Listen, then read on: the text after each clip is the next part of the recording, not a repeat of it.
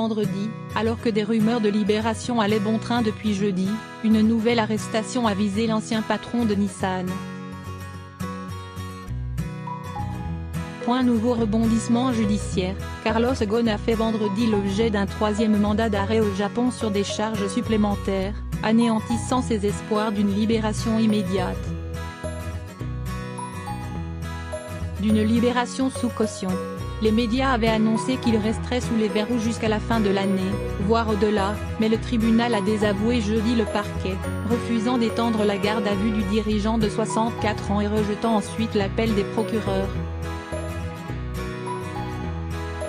Une libération sous caution semblait alors imminente, mais c'était sans compter sur la ténacité du parquet, furieux selon les médias d'avoir été désavoué la veille.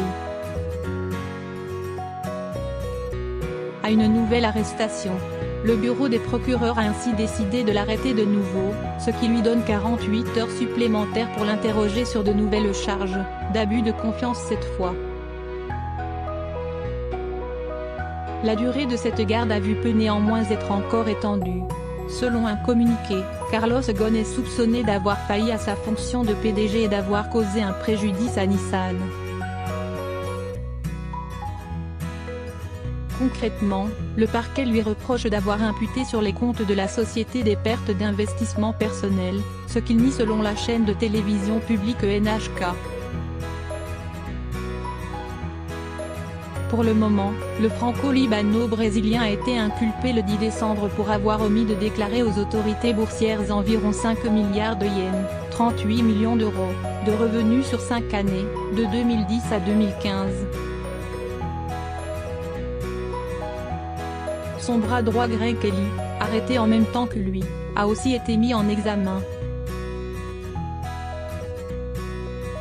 Les deux hommes sont également soupçonnés de minoration d'émoluments sur la période 2015-2018, pour un montant de 4 milliards de yens.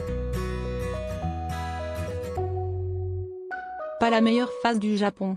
Pour Carlos Ghosn, qui séjourne actuellement dans une petite cellule d'un centre de détention de Tokyo, c'est une troisième étape qui s'ouvre sur le front judiciaire. Un imbroglio qui risque d'alimenter les critiques sur la justice nippone. Le système pénal japonais a été révélé au grand jour à l'étranger. Ce n'est pas forcément la meilleure face du Japon, ce n'est pas bon pour le monde des affaires, a commenté Lionel Vincent, avocat du barreau de Tokyo.